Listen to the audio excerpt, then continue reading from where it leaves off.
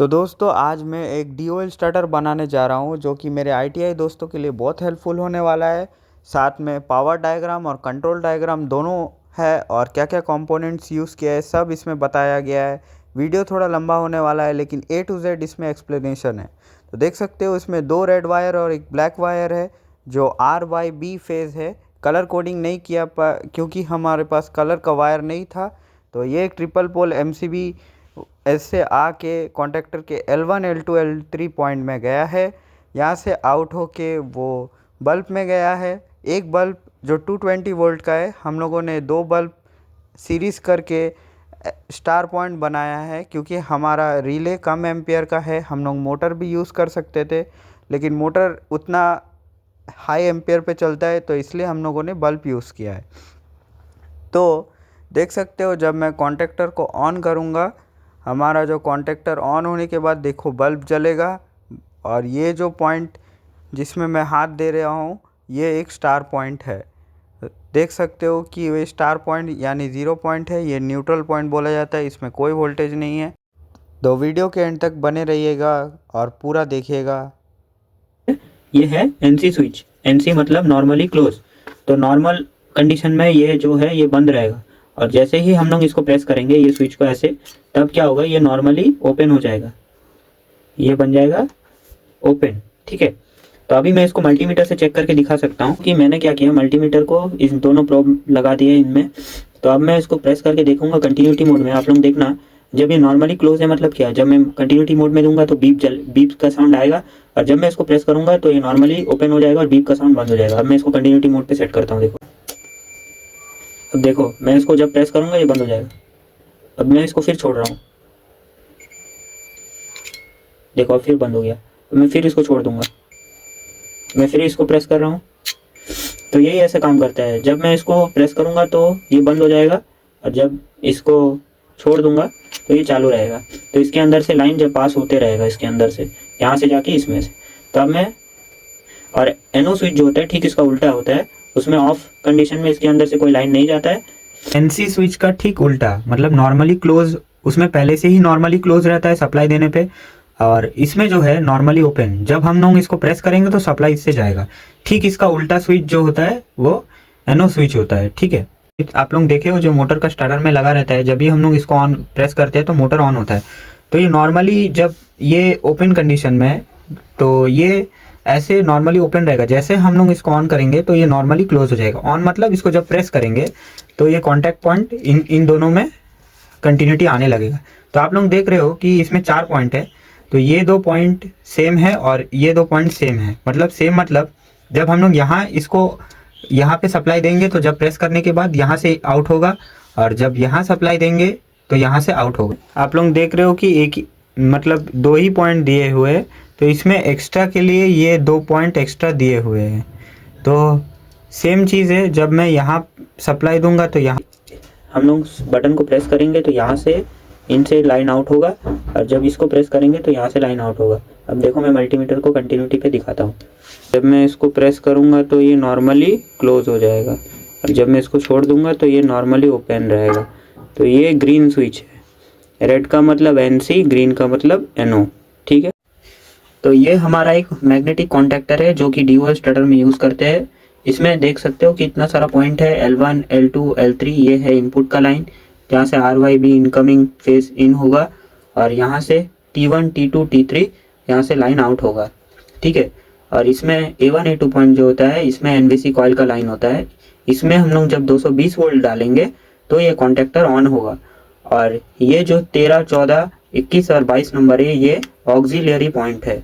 Auxiliary point मतलब ये control diagram में यूज़ होता है। जब हम लोग कॉन्टैक्टर को होल्डिंग करेंगे तब ये पॉइंट यूज़ किया जाता है। और ये जो पॉइंट है ये पावर पॉइंट है, पावर लाइन का पॉइंट है। तो इनमें से जो 3 तार जो निकलता है, जो इनपुट और आउटपुट से जो निकलता है वो जाता है ओवरलोड रिले से मोटर के टर्मिनलों में। तो देख सकते हो अब हम लोग कॉन्टैक्टर को ऑफ कंडीशन में चेक करेंगे इसका कंटिन्यूटी सब। तो देख सकते हो 13 और 14 नंबर NO पॉइंट को अब पहले हम लोग देखेंगे, इसमें कोई कंटिन्यूटी नहीं आएगा। और फिर 21 और 22 नंबर इसमें आएगा कंटिन्यूटी क्योंकि NC पॉइंट है। देख सकते हो कंटिन्यूटी आ रहा है। और A1 A2 पॉइंट है, ये तो NBC कॉइल का पॉइंट है, इसमें हम लोग 220 वोल्ट सप्लाई देंगे और ये जो L1 T1 पॉइंट है यहाँ पे भी कंटिन्यूटी नहीं आना चाहिए, क्योंकि कॉन्टेक्टर ऑन होगा तब जाके यहाँ से सप्लाई जो है L1 से इन होके यहाँ से कंटिन्यूटी पास होते रहेगा। तो इन दोनों में भी नहीं आएगा और इन दोनों में भी नहीं आएगा। देखो कॉन्टेक्टर ऑन हो गया है। ऑन जब हो गया है तो इसका वोल्टेज हम लोग चेक कर लेते हैं। ये A1 A2 पॉइंट में देख सकते हो कि 248 पता चल रहा है। अब देखो ये NO पॉइंट जो है 13 और 14 ये NC बन जाएगा। देखो इसमें कंटिन्यूटी आ रहा है और ये जो NC पॉइंट है ये NO बन जाएगा। अब इसमें कुछ नहीं आएगा कंटिन्यूटी। और ये जो है L1 इसमें भी आना चाहिए कंटिन्यूटी, क्योंकि लाइन L1 से इन होके L2 T2 से पास हो रहा है। देखो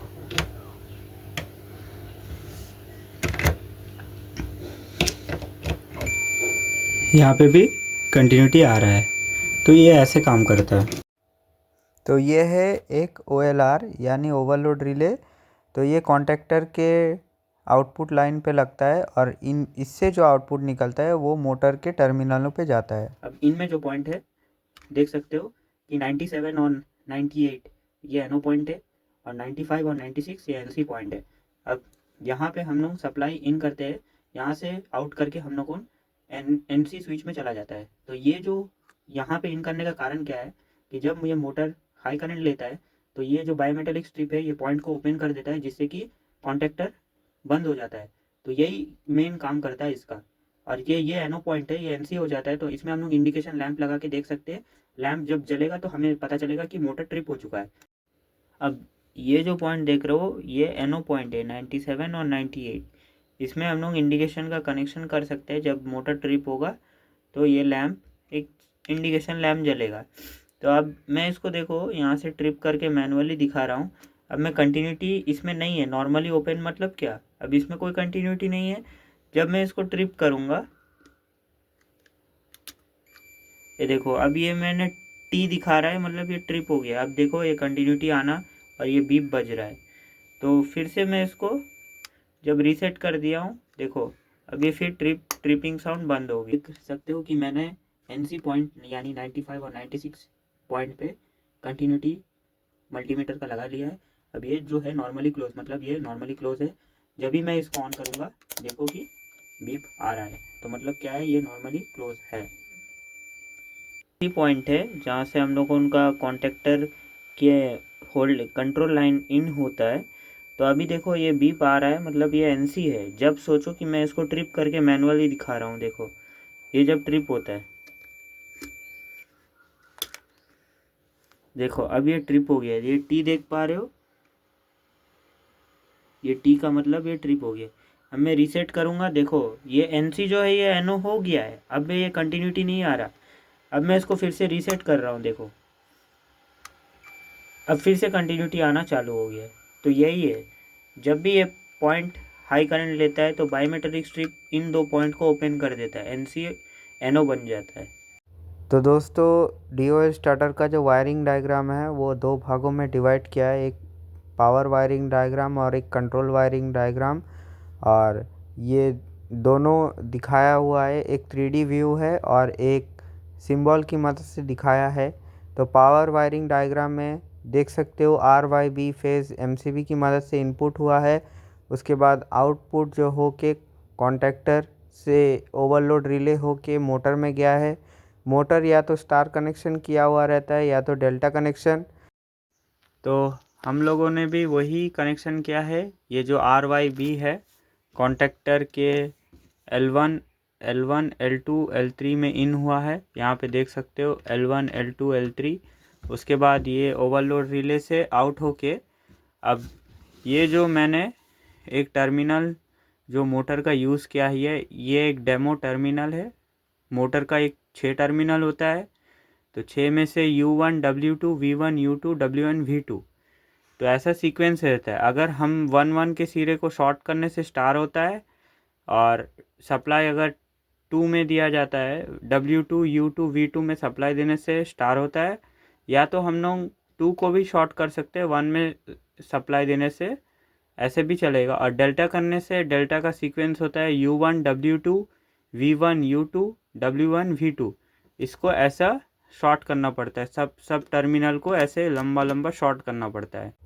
तो दोस्तों मेरे पास थ्री पोल का एमसीबी अवेलेबल नहीं था, तो कॉलेज में थ्री फेज़ का सप्लाई और एमसीबी दोनों अवेलेबल था, तो घर में वह पॉसिबल नहीं था, मैंने कॉलेज पे टेस्टिंग किया। तो ये एक 3D डायग्राम है, इसे समझने में थोड़ा इजी होगा। तो देख सकते हो कि ये जो कॉन्टेक्टर है ये 440 वोल्ट्स का है, ठीक है।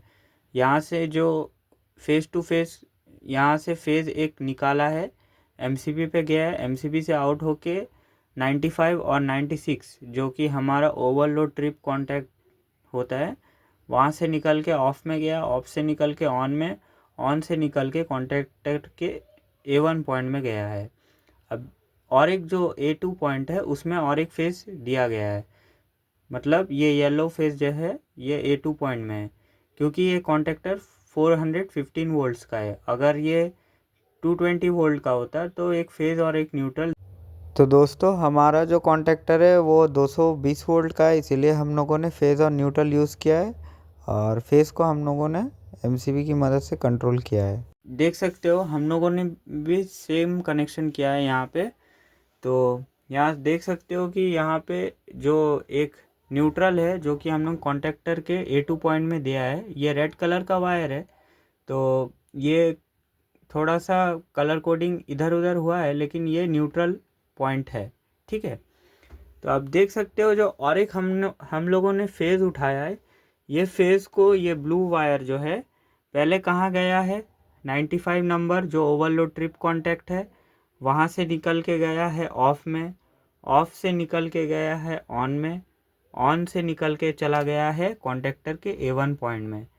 तो अब देखोगे जब मैं इसको ऑन करूँगा, तो अब मैं सप्लाई को ऑन करने के बाद देखो कॉन्टैक्टर को मैं ऑन करता हूँ यहाँ से, देखो कॉन्टैक्टर ऑन हो गया है।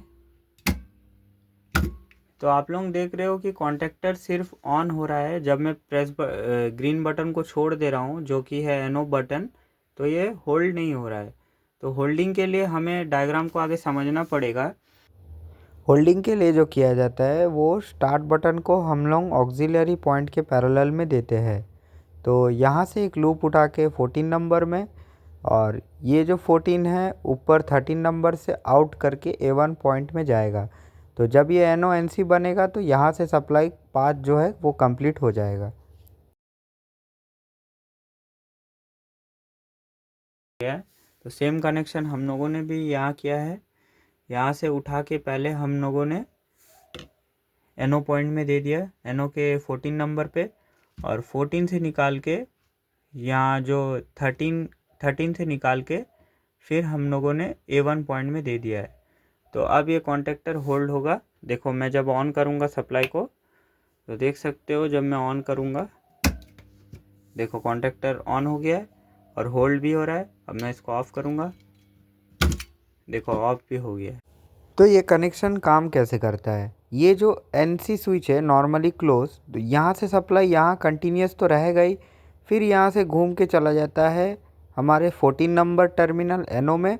जब कॉन्टैक्टर ऑन होता है तो NONC बनता है, और 13 से फिर चला जाता है कॉन्टैक्टर के A1 पॉइंट में।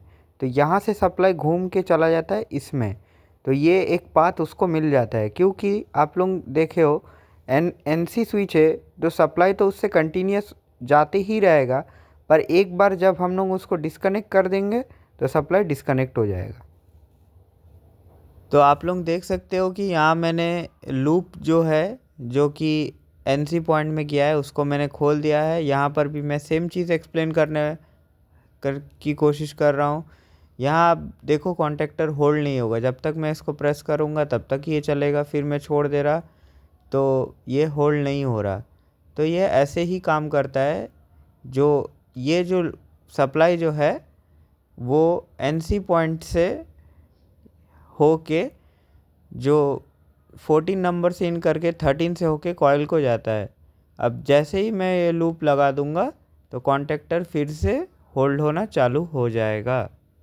तो दोस्तों अगर सिंगल लाइन डायग्राम की मदद से समझना है तो देख सकते हो MCB से लाइन आउट होके OLR में गया है, तो OLR से आउट होके जो NC पुश बटन है, NC मतलब नॉर्मली क्लोज से आउट होके NO में गया है, जो कि नॉर्मली ओपन, फिर कॉन्टेक्टर का A1 पॉइंट में गया है। और NC और NO पुश बटन के पैरेलल में कॉन्टेक्टर का जो ऑक्सिलियरी कॉन्टैक्ट है, जो NO होता है, उसको हम लोगों ने कनेक्शन किया है। तो ये है सिंगल लाइन डायग्राम।